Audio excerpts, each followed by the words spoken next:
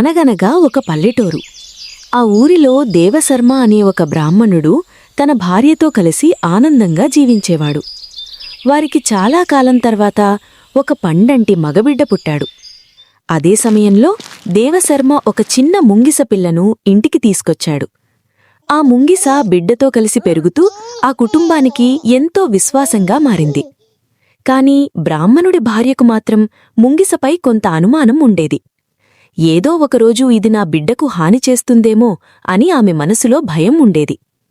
ఒకరోజు ఉదయం ఆమె నీళ్లు తేవడానికి నదికి వెళ్లుతూ భర్తతో చెప్పింది, "నేను వచ్చేదాకా బిడ్డను జాగ్రత్తగా చూడండి, ముంగిసను దగ్గరకు రానివ్వకండి" అని. కొంతసేపటికి దేవశర్మకు రాజభవనం నుండి పిలుపు వచ్చింది. ఏమవదో, ముంగిస ఉంది కదా అని అనుకుని అతను బయటకు వెళ్ళిపోయాడు. ఇంట్లో బిడ్డ ఉయ్యాలలో ప్రశాంతంగా నిద్రపోతున్నాడు. అప్పుడే ఒక నల్ల త్రాచుపాము ఇంట్లోకి నెమ్మదిగా ప్రవేశించింది. అది ఉయ్యాలవైపు కదులుతూ వచ్చింది.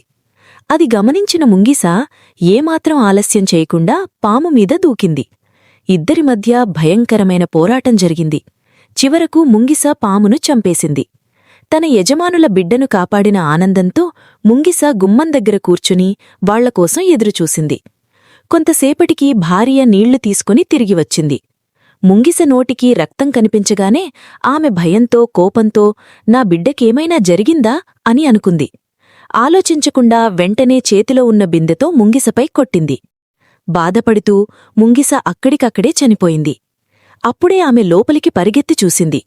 బిడ్డ సురక్షితంగా ఉయ్యాలలో ఉంది. కింద చచ్చిపోయిన పాము కనిపించింది. అప్పుడు ఆమెకు నిజం అర్థమైంది. తన బిడ్డ ప్రాణాలను కాపాడిన ముంగిసను తప్పుగా అర్థం చేసుకుని చంపేశానని. ఆమె బాధతో గుండెలు ముక్కలయ్యేలా ఏడ్చింది. కాని జరిగిపోయినది తిరిగి రాదు కదా. నీతి: ఆవేశంలో తొందరపడి నిర్ణయం తీసుకోకూడదు. ముందూ వెనుక ఆలోచించి నిజం తెలుసుకున్న తర్వాతే స్పందించాలి.